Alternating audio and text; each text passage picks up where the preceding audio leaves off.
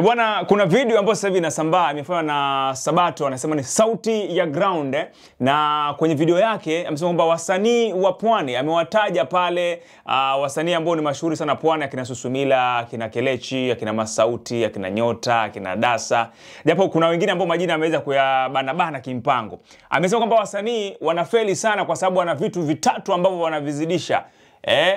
Miadarati, kama ni wanaume wanaangalia sana masuala ya watoto wa kike, na kama watoto wa kike wanaangalia sana masuala ya watoto wa kiume, lakini pia wako na kiburi. Sijui bana kama ushaona hii video mahali popote, kama hujaiona wewe nipatie maoni yako. Mombasa kuna shida. Na vitu mbili zinamaliza wasanii wa Mombasa, vitu tatu. Kama ni mwanaume ni miadarati, wasichana na kiburi. Kama ni mwanamke ni miadarati, wanaume na kiburi. Because explain nini pali Kelechi alienda? You guys cannot. Explain nini pali Masauti sahi ameenda? You guys cannot. Mwingine ule alipata cloud, Adrasa. Jaba. Adasa ako sawa. Adrasa ndo Jaba na starehe za dunia. Adasa.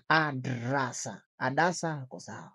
Hivyo ndio kwamba kufeli kwa wasanii Pwani kwa sababu ya miadarati. Maana yake mimi ninachojua ni kwamba kuna uwezekano kwamba kuna wasanii wengine wengi wakubwa ambao pia wanajihusisha kwenye masuala ya dawa za kulevya ama mihadarati, lakini pia kiupande fulani haijiathiri sana kazi zao. Tunapozungumza Kelechi Africana ambaye pia amemtaja kwamba ni kati ya wasanii ambao kwa mbali sana, lakini anasema kwamba kati ya vitu vitatu ambavyo amevitaja kwamba huenda kama vinamfelisha Kelechi Africana. Kuna album Kelechi ameachilia Made in 002 ni kati ya kazi kubwa tu. Pale ukisikiza album nafikiri utasikiza Mogoka, unasikiza ni album ambayo ameiachilia. Nimeangalia pia Masauti ameachilia Aluta, kazi kubwa sana ambayo nafikiri hakuna influence yoyote kwenye hiyo ngoma utasema hii ni mbaya kwa sababu ya kitu fulani. So sijui maoni yako ni gani? Hebu niambie kwenye comment section. Je, unakubaliana na Sabato kwamba wasanii wanafeli kwa kutumia Mogoka ama kutumia dawa za kulevya Pwani, ama kwa uvivu na kiburi, ama wanaendekeza sana mapenzi, ama inakuwaje? Wewe niambie kwenye comment section, itakuwa inapendeza sana tu.